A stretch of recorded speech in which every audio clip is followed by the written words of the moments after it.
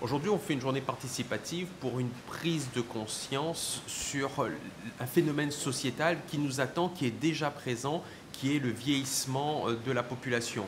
Donc je crois qu'il a fallu pour nous rassembler l'ensemble des centres communaux d'action sociale, l'ensemble des communes, pour qu'elles puissent être sensibilisées à cette problématique. Pourquoi? Parce que le maire, les élus locaux sont les élus de proximité qui rencontrent le plus régulièrement sa troisième jeunesse sur son territoire, et il y a des besoins vitaux qui vont se présenter. Il faut qu'on se prépare à accueillir cette population supplémentaire de personnes âgées.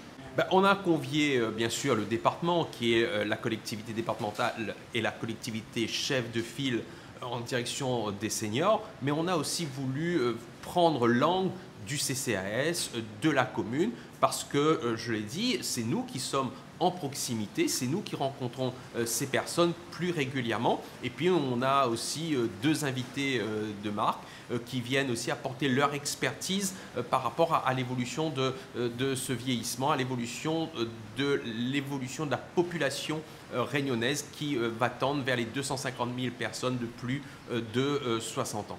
Oui, monsieur Kerry, donc, qui a fait une présentation statistique, je dirais, de cette évolution de la population, qui met aussi en exergue, territoire par territoire, l'évolution à venir. Donc il y a aussi pour nous une source de données aujourd'hui qui va nous permettre de travailler et d'anticiper cette évolution sur nos différents territoires.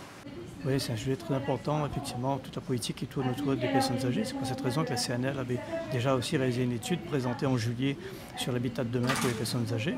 Et c'est important que tout le monde, effectivement, se saisisse de ce problème, parce que ça concerne aussi bien les propriétaires que les locataires. Ça concerne également l'accompagnement de ces personnes au quotidien.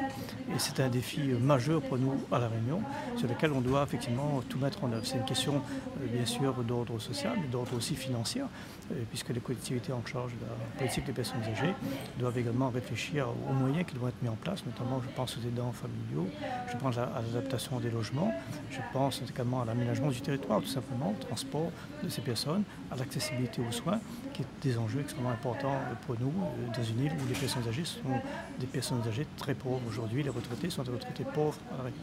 C'est un constat qui a été présenté, c'est un constat qui est connu, hein, donc la CNL brandit, je dirais, si on peut dire comme ça, depuis 10 ans aujourd'hui à La Réunion, en disant attention, danger, attention, nous sommes en retard. Maintenant, il ne s'agit plus de se dire qu'on est en retard, mais il faut agir et mettre les moyens en conséquence en place.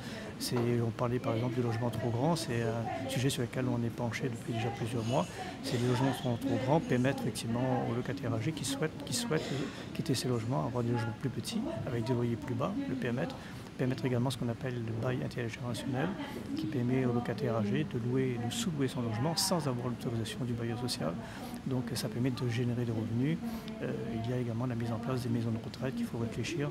Enfin, le sujet il est vaste. 75 ans, donc on voit bien qu'on a des territoires où c'est vraiment plus important qu'ailleurs. Le vieillissement a plus de réalité, et notamment sur la partie du Grand Sud, mais on va retrouver aussi l'entre-deux, ou alors le secteur de Cilaos. On a une part de la population âgée qui est plus forte qu'ailleurs.